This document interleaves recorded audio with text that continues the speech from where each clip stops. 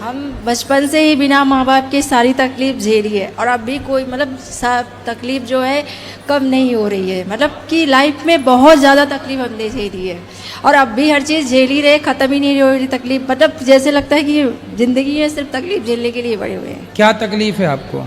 जब छोटे थे 1 साल 1.5 साल के तो मम्मी ख़त्म हो गई थी। 5 साल के थे तो पापा को बड़े पापा के लड़के ने गोली मार दी थी।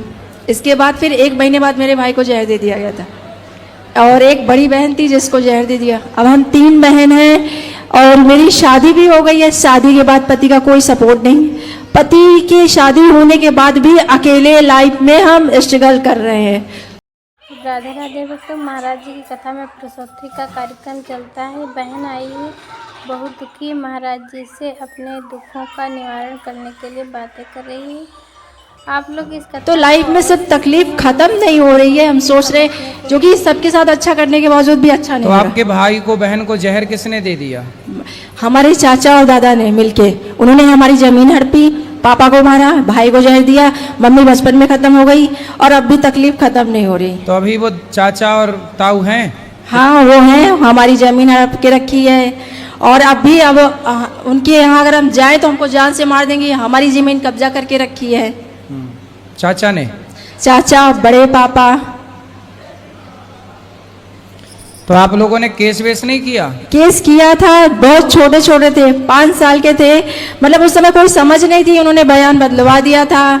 और अब बड़े हुए हैं तो ज़मीन का केस वगैरह देख रहे हैं, लेकिन जो उनको बिगवाने जाओ तो वो उसको धमका देते हैं। अच्छा, कोई सपोर्ट नहीं करता? कोई भी नहीं सपोर्ट करता, कोई भी नहीं।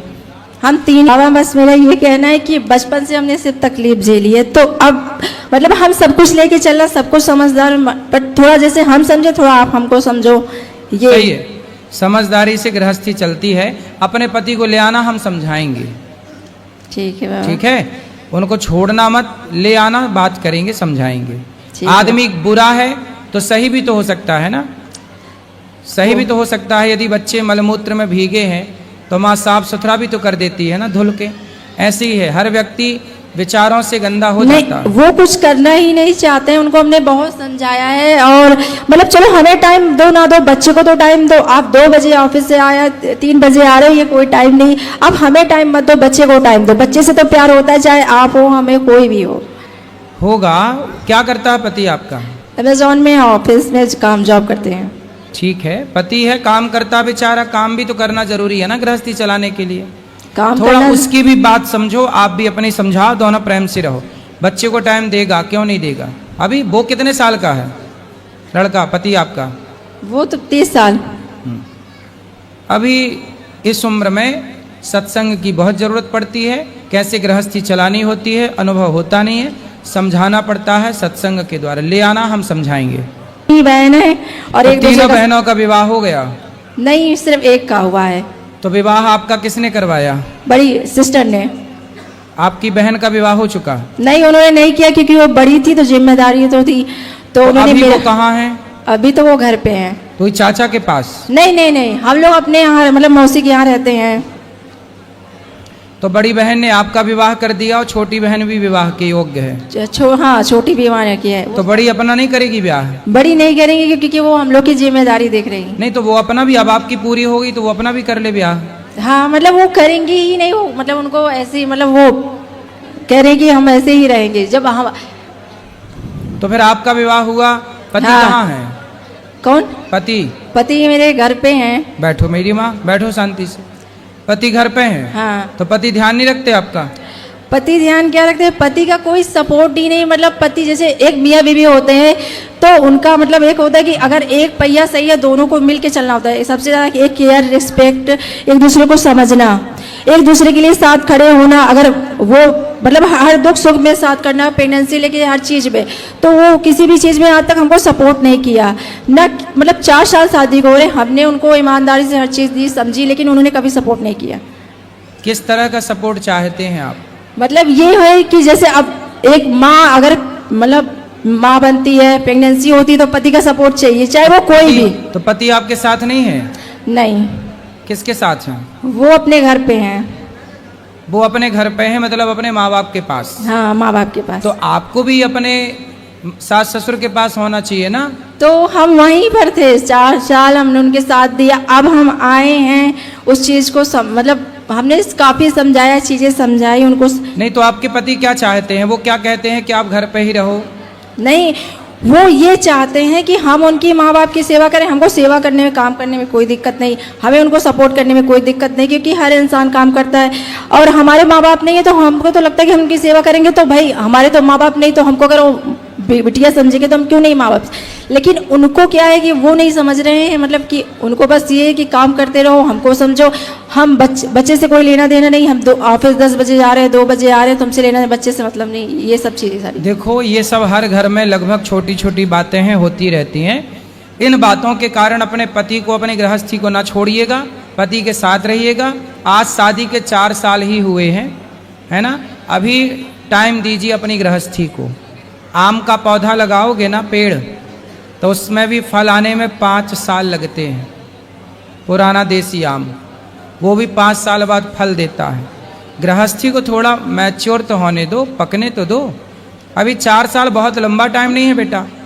और पीते भी हैं, पी के आएंगे, पीते हैं। और सबसे बड़ी बुरी बात ये लगती है कि जब एक औरत को एक ज़रूरत होती है, जब वो माँ बनती है, जब बच्चा होता है, तो एक पति का सबसे ज़्यादा ज़रूरत है।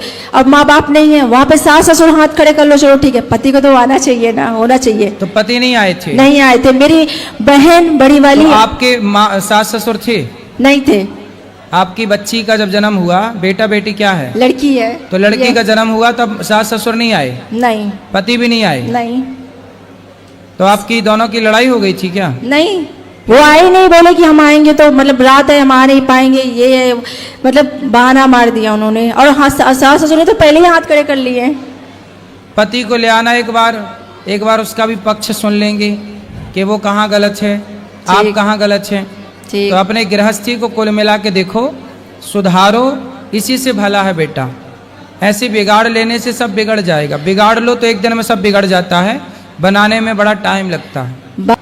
ठीक है। ठीक। मैं उदयपुर से आई हूँ और मेरा एक क्वेश्चन है कि आज आपने कथा में एक चीज़ बताई थी कि जब कोई आदमी की डेथ हो जाती है तो उसकी जो आत्मा होती है वो उसके ब्रेन में चली जाती है। तो जब हम 13 दिन तक दुखी हो रहे होते हैं, रो रहे होते हैं, तो क्या उन्हें वो चीज़ फील होती है या उन्हें पता चलता है कि हाँ ये सब कुछ हो रहा है?